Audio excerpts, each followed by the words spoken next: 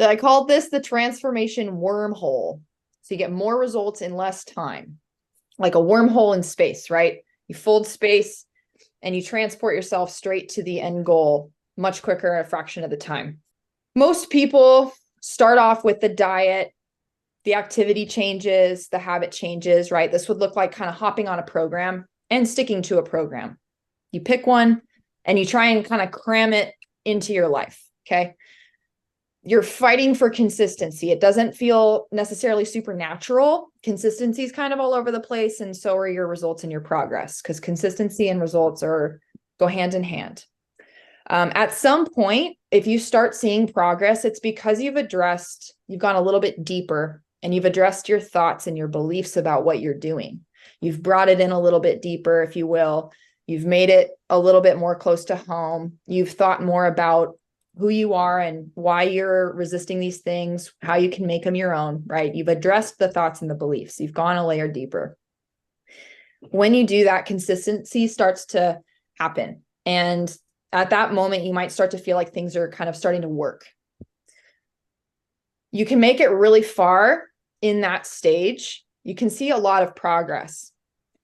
But if you feel like you're on a program, or you're worried about what will happen if you stop doing a program, or you stop doing the things that you did to get there, then you're still putting in effort to maintain that consistency.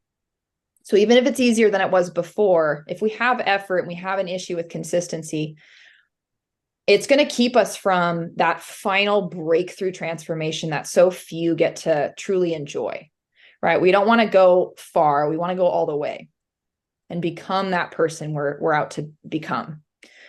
So at that moment, that's when we really need to take it all the way down to the identity. Because when we take it all the way down to the identity, we have to war with our past self, where we got to go through those battles with past self and new self. We've got to kind of kill off that old version or evolve her, right? But once you take it all the way to the identity and you actually internally become and identify with that lean, capable, strong person you're trying to be, then everything that you do, the habits, the activity changes, the diet changes, the way you eat, the way you move, the things you do are that of a lean, capable, strong person. And at that moment, that's when you get to enjoy that kind of effortless transformation that is permanent, because that internal change is permanent. And it's just a natural expression. It's just the way you eat. It's just the way you move. It's just the things that you do. And at that moment, consistency will never really be a problem again. And that's where we really want to get to have that breakthrough transformation. So most people, this is like the ideal situation, is actually going all the way with that. And most people do it in that order. Most people have the scribble all the way to kind of having that breakthrough and arriving there. And you can see in this image that I made that a lot of the time, like maybe half, maybe more, you're spent fighting for that consistency and therefore fighting for that progress.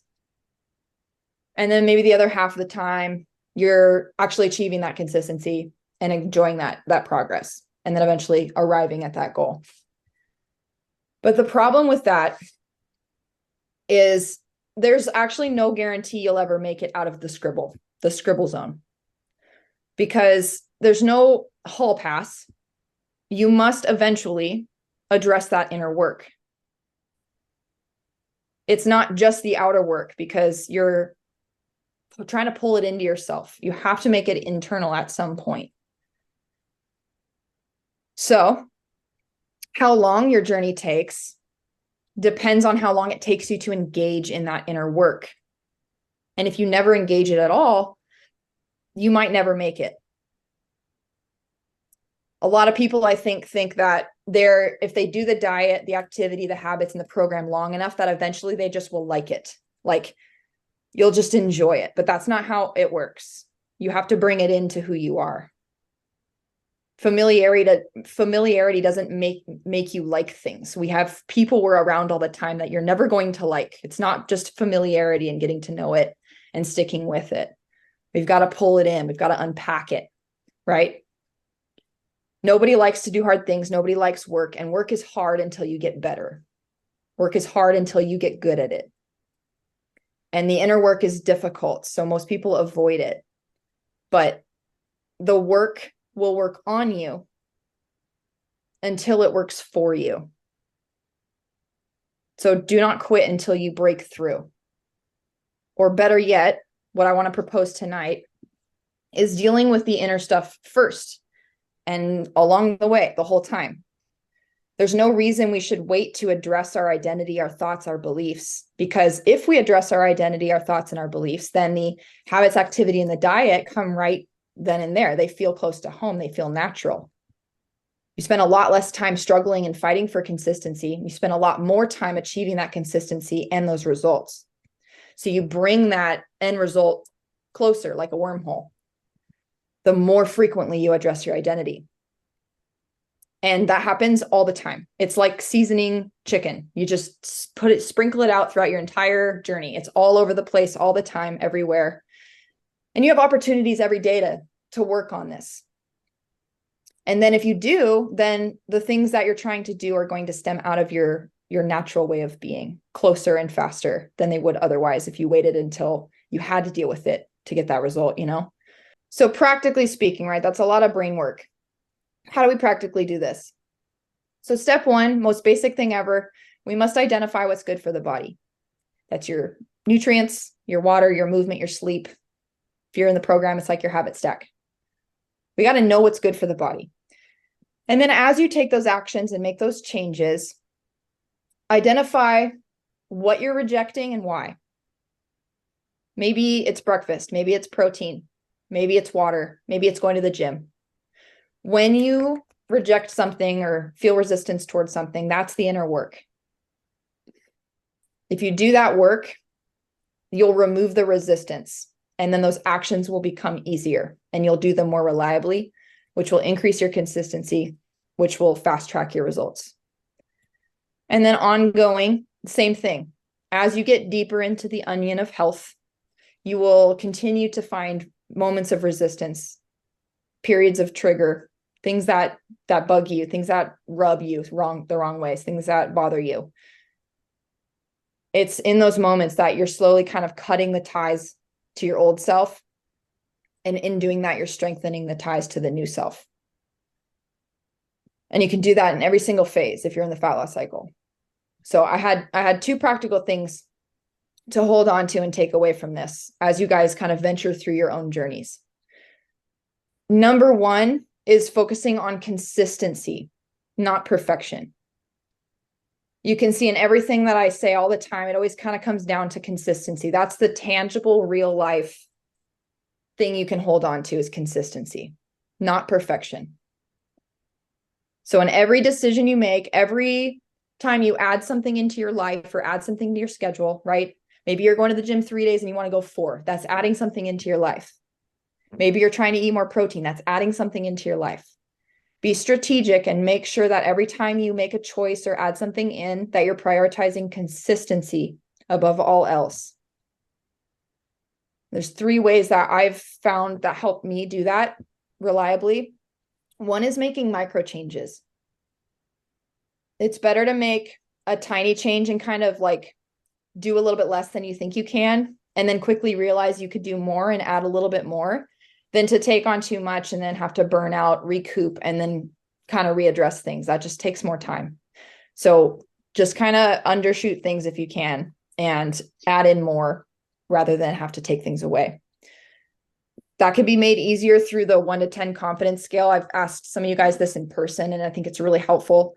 So when you're trying to introduce a task into your life, like an extra day at the gym or an extra 15 grams of protein, an extra water bottle, whatever it is, ask yourself on a scale of 1 to 10, 1 being absolutely unsure, not going to happen, 10 being as confident as possible. Like, how confident are you that you're going to leave your house with clothes on? That's a 10 confidence. Okay. You only want to introduce things into your life that are a 9 or a 10 on the confidence scale. So if you ask yourself, hey, I want to go to the gym 3 days per week, how confident are you? If you're a 7, you need to reduce the task until it's a 9 or a 10. 2 days at the gym, that's a 9. Okay, start with 2. Once You can answer 3, 9, or 10, add a day in. Does that make sense? And then lastly, if you wouldn't do it for 10 years, don't do it for 10 days. That's your sustainability check. So a lot of the times we hop on programs, we hop on trends, we hop on things, or we're tempted to. There's no such thing as a quick fix, especially in health.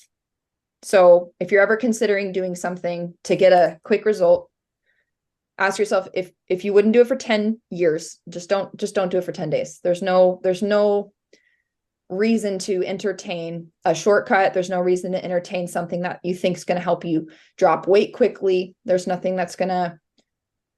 permanent change that's going to take place from a quick thing, right? Everything you invite into your life, you want to have it with the intention of being there to stay. Because if everything you invite into your life when it comes to your health, if it's there to stay, you know it's sustainable. If you're willing to cut out sugar for 10 years, then you can cut out sugar for 10 days. But don't do a 10-day sugar cut if you plan to have sugar again. Does that make sense? So you got your sustainability check, micro changes, and use the 1 out of 10 confidence scale when you add things into your life. That's how you're going to slowly but surely get 1% better every week without wasting time having to recoup or reassess or recover from burning out. And then number 2, just to repeat, do the inner work as you do the outer work. As you change your eating habits, your exercise habits, your sleeping habits, whatever, when your inner self speaks, listen. Work through those thoughts and those beliefs, those labels, those opinions. That's the work that's going to wormhole you to your transformation faster.